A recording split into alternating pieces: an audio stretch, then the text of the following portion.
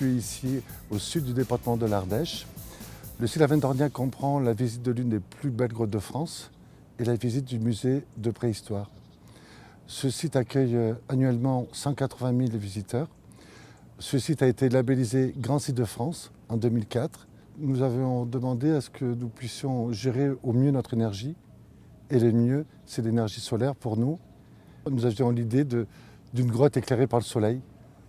Le projet de Lavennes-d'Orniac est tout à fait particulier dans la mesure où il s'agit de notre premier site, et je crois à ma connaissance le premier en France, en autoconsommation avec un contrat de leasing, à savoir que Eneco est donc l'investisseur sur l'opération et que le client, donc Lavennes-d'Orniac, la collectivité qui est propriétaire du site, nous paye un loyer annuel qui est indexé sur la part de fourniture d'énergie produite annuellement. Et donc là, nous avons rencontré la société Eneco qui nous a apporté un projet vraiment très intéressant qui nous permet aujourd'hui de générer près de 50% de nos consommations électriques.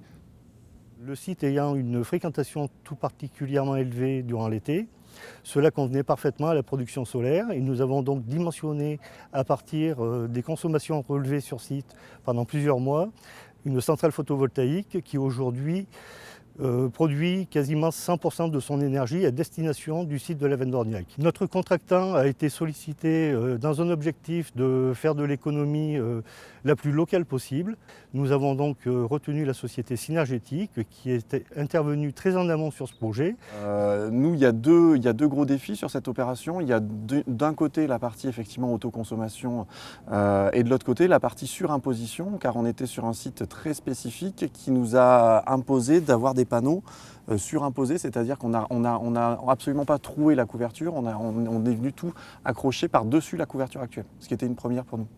Nous avons, nous, la capacité de vérifier en temps réel la production de la centrale et les usages, que ce soit donc pour l'éclairage de la grotte ou tous les usages annexes qui peuvent être le chauffage, la climatisation, l'éclairage des bureaux, ainsi que tout le parcours qui se fait au niveau du musée.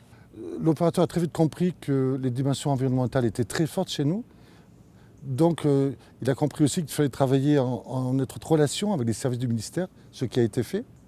C'est assez exceptionnel de pouvoir avoir ce type d'équipement dans un site classé. Avec les contraintes de surimposition additionnées aux contraintes des ABF, des bâtiments de France, on avait des obligations d'intégration de la centrale d'un point de vue architectural, mais des obligations de non-intégration au niveau technique. Donc on a dû trouver des compromis autour de ça et je trouve que le résultat, pour ma part, est très très satisfaisant. Et si j'en crois les ABF, ils sont satisfaits aussi. Avec la société Synergétique, nous avons eu également de très bonnes relations. Ils se sont totalement adaptés à nos contraintes, que ce soit contraintes environnementales, contraintes sécurité en matière du public. On a vu que ces gens-là se sont fortement impliqués. Et il y a eu beaucoup d'allers-retours, de discussions entre nous pour faire du très bon travail.